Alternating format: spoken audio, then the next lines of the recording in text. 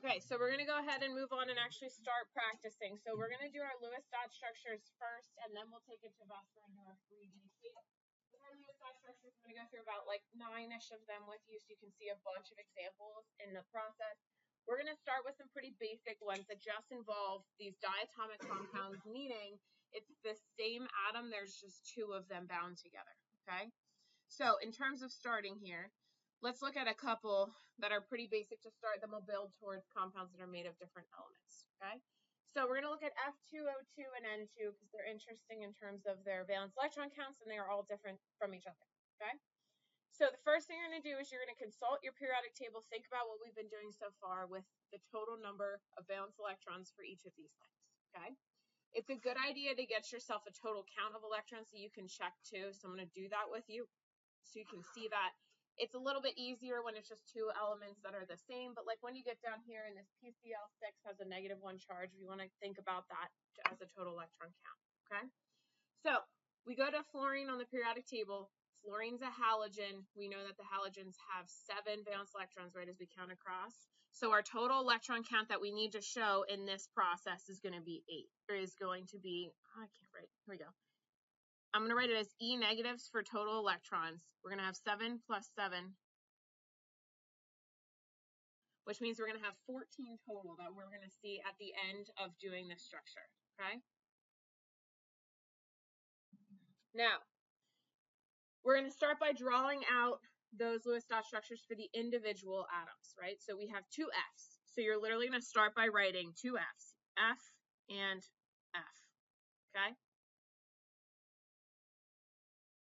Now, each of them have 7 valence electrons. So we're going to give them the 7 dots around them for each, okay?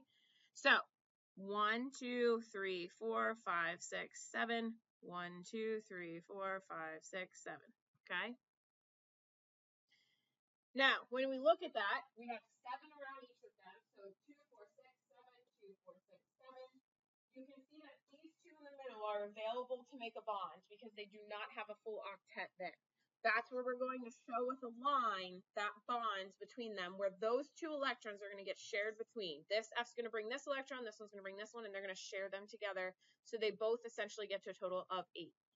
So you're going to draw a line between those 2 that are available, like you're connecting the dot between them, and you're saying, okay, so they're going to make a single bond with these 2 electrons where they're going to get shared, okay?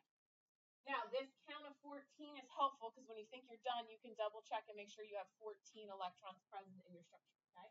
So 2, 4, 6, 8, 10, 12, 14. So we have the right number of electrons. We are done. The structure is complete, okay? Now, you're going to see now each F essentially has 8 electrons near it. 2, 4, 6, 8. This is the 2 that are shared. 2, 4, 6, 8, okay?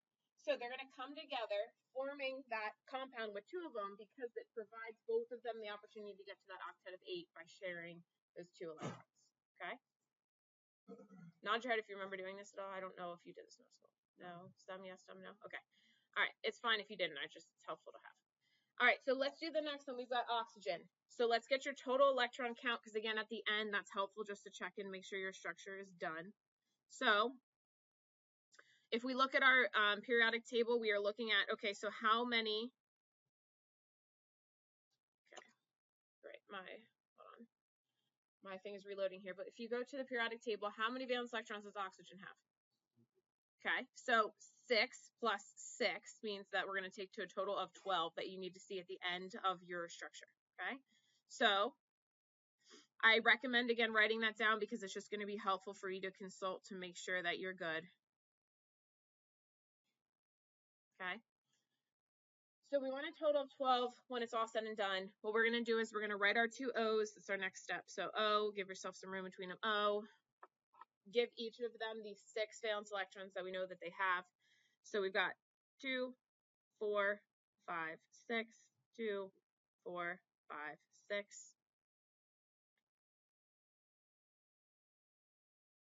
And if you start looking at this, you're thinking, hopefully, you're like, okay, they each have 2 dots that are by themselves. They're available to make bonds between them. So what they're actually going to do is make that double bond between these 2 and these 2, okay? Now, you can clean that up and make the structure look like this with the double bond traditionally written It almost looks like an equal sign between them. Now, would I take off points if you gave me the first one instead of second? No. Okay, but just keep in mind that that does mean that you're seeing a double bond being shared between them. To make sure we have 12 total electrons in here, 2, 4, 6, 8, because remember each line is 2 being shared, 10, 12. Okay, so we have the right amount of electrons that we need to have between them. All right, let's move on and let's do N2. Okay, so N2, N in the column of the periodic table that it is in has 5 valence electrons. So we're going to have 2 N's, which means we have a total of 10. So we have our electron count, 5 plus 5, 10 total. We're going to give ourselves 2 N's. So N, N, each one getting 5 valence electrons. Again, we did these individual parts before. Okay, right? You could think about drawing the Bohr model, seeing the outermost shell. We would see 5 in that shell. That's how we're getting here. Okay. Now, again, hopefully you're looking and you're like, wait, there's 3 that are available that are single. Those 3 are going to get shared, those pairs. So these 2 can pair up, these 2 can pair up, and these 2 can pair up. And we're going to see actually a triple bond show up between these 2 nitrogens. 1, 2, 3. So our final structure, again, if you want to clean it up, shows a triple bond between them. And they each have what we call a lone pair sitting on them, that theirs alone. Okay? And then these 6 electrons are being shared. So if we check our total count, 2, 4, 6, 8, 10, we have the right amount of electrons shown in the structure. Okay? Questions on any of these 3 diatomics? Okay, so let's get into ones that involve a little bit more in terms of a variety. We do not have just the same element with 2 of them, okay? So we're going to do SO3 as the next example. So we want to get our total electron count, because again, that's really helpful to have. So we are looking, S and O conveniently are both in the same column. They both have 6 valence electrons. So we have 1 S and 3 O's. So your total electron count, you're going to have 6 plus 6 plus 6 plus 6, right? Because the 1s has 6, each oxygen has 6. So we're going to get a total electron count of 24 that we should see at the end, okay? So 24 either dots or lines, if they represent 2 between them, we have to have that total of 24. Now, in terms of what's going to happen for when these come together, the typical answer here is you look for the one that has the lower electronegativity that needs more amount of electrons and put it in the middle. But common sense wise, you look at that and you say, okay, which element is there only one of? Okay, because that one's going to get dropped in the middle. So I've got 1 S, 3 O's. So I'm going to put the S in the middle, the 3 O's around it. Okay, so S, and just spread out your 3 O's. I'm just literally giving them space around the S. There's really no rhyme or reason as to where I'm putting them. Okay. Now we're going to give each of them those 6 valence electrons that we know they have, okay? So we've got 2, 4, 5, 6, 2, 4, 5, 6, and then 2, 4, 5, 6. Erase that here. 2, 4, 5, 6. Okay. When you go to do your structures, and if there's more than 2 atoms here, right? We have 4. We've got 3 oxygens, 1 S. You are looking at the ones on the outside. Your outside needs to meet the octet. Okay, so these 3 O's need to meet the octet. Ideally, each O wants to form 2 bonds, right? Because they've got these 2 dots that are by themselves. So each O is going to form those 2 bonds between itself and the S. The S has 6 dots available to do with bonds. Okay, so we're going to pick any 2 dots and start drawing in these bonds with the S and the O so we can see them starting to have the right amount of electrons that they want, because each oxygen wants to have 2 bonds. So we're going to give each oxygen those 2 bonds to the S in the middle, okay? So we've got, again, 2 bonds showing up between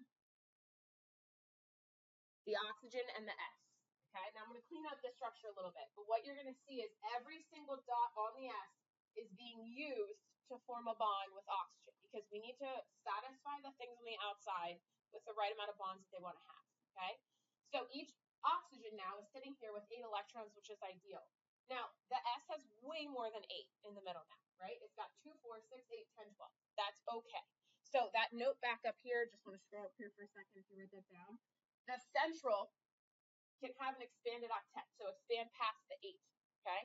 That's an example of where that S is doing that. It's expanding past the 8. It's capable of doing that if it's in the middle, okay? So to clean up the structure a little bit, just so you can kind of see, if I were to draw this out a little bit cleaner, it would look like this. Okay, where you would see double bond from every oxygen to S. This is almost like your thought process to get there. If you left it like that again on a test or something, that's fine. But I need to see again that you've got this double bond between each O and S. This would be a more cleaner version of the structure. Okay, we've got these lone pairs sitting on the oxygens, but every single dot on the S is being used in a bond.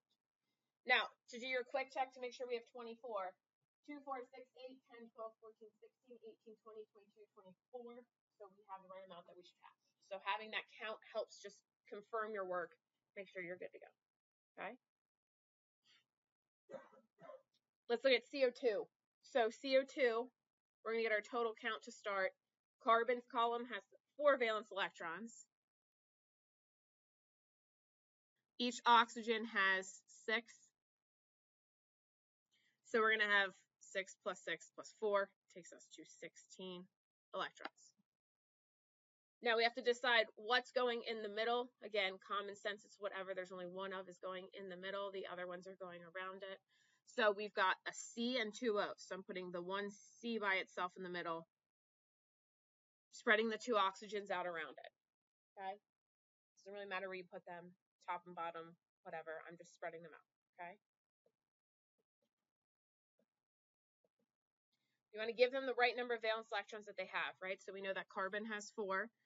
1, 2, 3, 4. Oxygen, as we've been doing, has 6.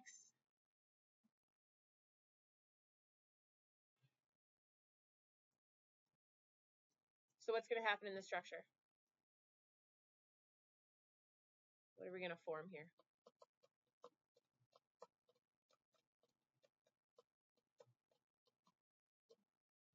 What's going to happen?